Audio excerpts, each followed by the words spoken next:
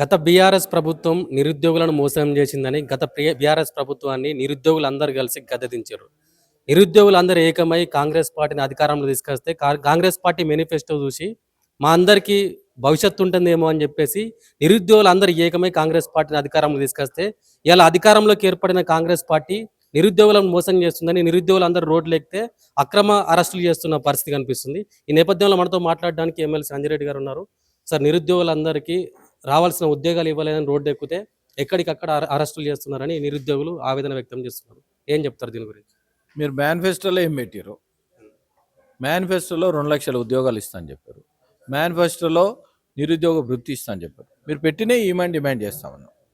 అదేవిధంగా మీరు చూస్తూ ఉన్నారు, బట్టి విక్రమార్క గారు ఏమన్నారంటే మార్చు నుంచి సెప్టెంబర్ 17 లోపల మేము ఇచ్చిన కమిట్మెంట్ 2,00,000 ఉద్యోగాలు అన్నారు. 65,000 ఉద్యోగాలు, 1,35,000 ఉద్యోగాలు ఎప్పుడు ఇస్తావు?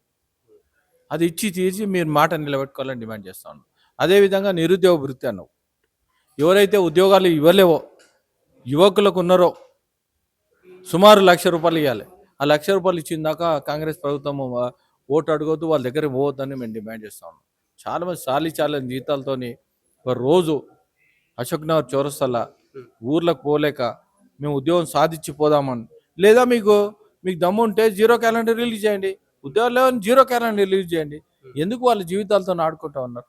కాదు, బీఆర్ఎస్ ప్రభుత్వం ఏదైతే చేసిందో, బీఆర్ఎస్ ప్రభుత్వము మా ఉద్యోగాలు ఇవ్వలేక మా ఏజ్ అయిపోయిన తర్వాత కూడా మన ఇబ్బంది పెట్టిందనే ఉద్దేశంతోనే కాంగ్రెస్ ప్రభుత్వం మేనిఫెస్టోలు పెట్టిందని మీకు సపోర్ట్ చేస్తే, మీరు కూడా సేమ్ బీఆర్ఎస్ ప్రభుత్వం ఏదైతే చేసిందో ఆ ప్రభుత్వము సేమ్ అదే తోవలో పోతే ఇంకా వాళ్ళ జీవితాలు ఎవరు ఆదుకోవాలి?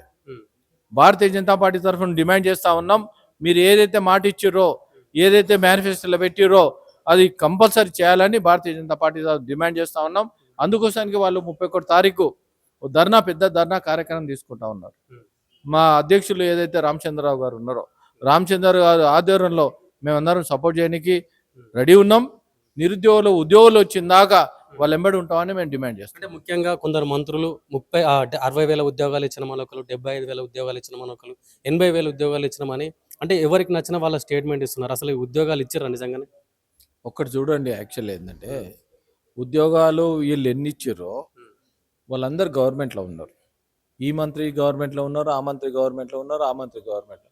వీళ్ళందరూ ఏంటంటే నేను ఎక్కువ చెప్తే చాలా ఖుషి అవుతాడు ముఖ్యమంత్రి గారు అనుకుంటారేమో, నాకు తెలియదు. లేకుంటే రాహుల్ గాంధీ లేకుంటే ప్రియాంక గాంధీ గారు ఖుషి అవుతారని నాకు తెలియదు. అరే, గవర్నమెంట్ ఏదైతే ఇచ్చారో గవర్నమెంట్ లెక్క ప్రకారం ఎవరు వెబ్సైట్లో కొట్టినా మీరు ఎన్ని ఉద్యోగాలు ఇచ్చారో అన్నీ బయటపడతాయి. దాన్ని బట్టి మీరు చిత్తశుద్ధితో మాట్లాడండి. చిత్తశుద్ధితో మాట్లాడితే పర్ఫెక్ట్ లెక్క ఉంటుంది. నువ్వు 50,000 ఉంటే 50,000 ఉంటుంది, 60,000 ఉంటే 60,000 ఉంటుంది, ఒకరు 60, ఒకరు 65, ఒకరు 70,000 అంటే అది కంపల్సరీ వాళ్ళది అకౌంటబుల్ లేదనే కదా బయటపడ్డది. అంటే ముఖ్యంగా నిరుద్యోగులకు ఉద్యోగాలు రాలేదని రోడ్ల మీదకి వస్తే అక్రమ అరెస్టులు చేస్తున్నారు. ఇష్టానుసారంగా పోలీసులు వాళ్ళని తిడుతున్న పరిస్థితి కనిపిస్తుంది. దీన్ని ఎట్లా ఏమంటారు దీని గురించి? నేను పోలీసు వాళ్ళకు కూడా ఒకటే విజ్ఞప్తి చేస్తా ఉన్నా. మీరు కూడా సేమ్ ఆ తరగనే నిరుద్యోగం నుంచి ఉద్యోగం సాధించారు. ఆ ఉద్యోగంతో వాళ్ళ ఆవేశం ఎంత ఉందో ఆలోచించుకోవాలి. ఈ ఆవేశాన్ని రేజ్ చేయకుండా వాళ్ళకు సపోర్ట్ చేయాలని నేను పోలీసు వాళ్ళకు విజ్ఞప్తి చేస్తాను.